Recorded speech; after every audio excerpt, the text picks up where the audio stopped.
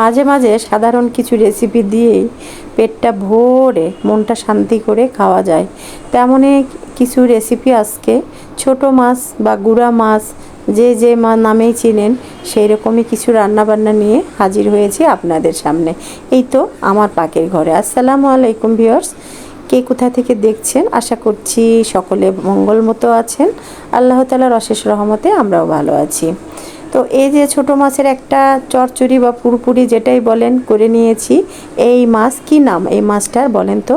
আমি কিন্তু খুব একটা নাম জানি না, কিন্তু এটাকে আসলে কি মাছ বলে ভুলেই গেছি।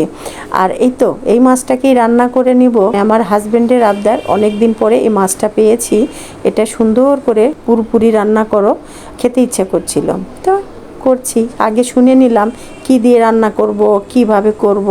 তো সে বলল এক কথায় পুরপুরি করতে। তো আচ্ছা পুরপুরি করি, পেঁয়াজ দিয়ে শুধু পুরপুরি করি, কারণ এর সাথে এত ছোট মাছ আর এত নরম মাছ কোনো সবজি দেওয়া যাবে না।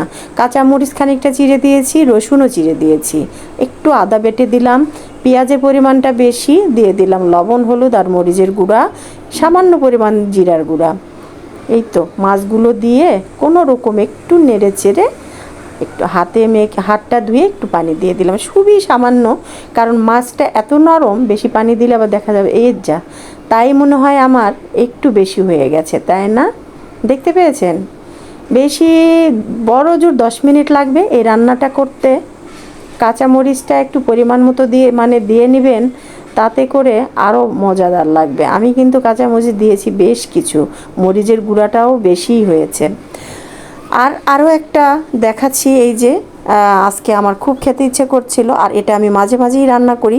আশা করছি আপনারা আমার ভিডিওতে এর আগেও দেখে থাকবেন যে কোনো মাছের এইভাবে করলা আলু দিয়ে চচ্চড়ি।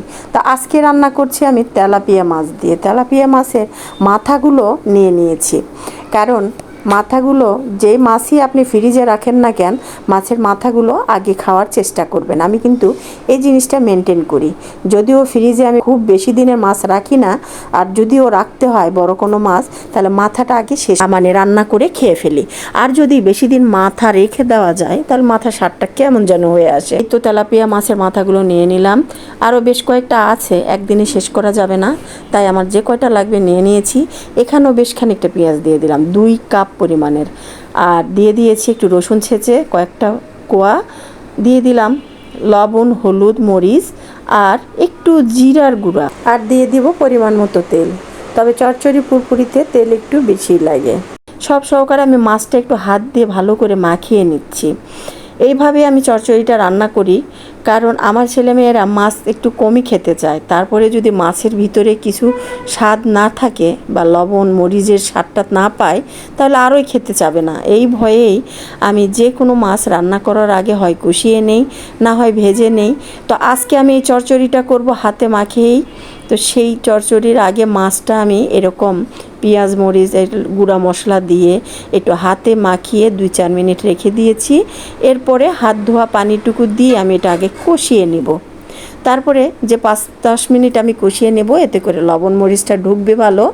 এই তো দেখে নিয়েছেন, বসিয়ে দিয়েছি। 5 মিনিট পরে একটু উল্টিয়ে দিলাম, আর 5 মিনিট পরে আমি এর উপরে যে সবজিগুলো আপনারা খাবেন তরকারির সাথে দিয়ে নিতে পারেন উপর দিয়ে। তো আমিও আজকে এই তো আলু কেটে নিয়েছি, বড় একটা বিদেশি আলু কেটে যে এরকম মাঝখানে ফাল দিয়ে নিয়েছি পাতলা পাতলা করে চাকা করে, আর সাথে দিলাম আমার চির পছন্দের সবজি করলাটাকেও এরকম চাকা চাকা করে কেটে নিয়েছি, দিয়ে দিয়েছি। এর উপরে বিছিয়ে দিলাম হাত দিয়ে। এরপরে দিয়ে দিলাম আরও খানিকটা পেঁয়াজ। হয়ে গেল দেখেন, বেশি না, 2-4 মিনিট পরে একটু ঢাকনাটা তুলে দেখি এই অবস্থা। পানি কিন্তু সামান্য পরিমাণ দিতে হবে, বেশি পানি দিলেই তরকারিগুলো কিন্তু কাদা কাদা হয়ে যাবে, তখন চচ্চড়ি তরকারি ভালো লাগে না। এই তো আর 2 মিনিট রেখে দিয়েছি। ডিমে আছে দেখেছেন, একটা পিঠ কিন্তু পোড়া পোড়া হয়েছে, আমার মাছগুলো উঠছে না। তো আমি এখানে আরও কিছুক্ষণ চুলার উপরে রেখে দিব, তাহলে দেখা যাবে একটা পিঠ পুরা লাল লাল হয়ে গেছে, খেতেও ভীষণ মজাদার। উপরে রাঁধুনি পাতা দিয়ে নিয়েছি।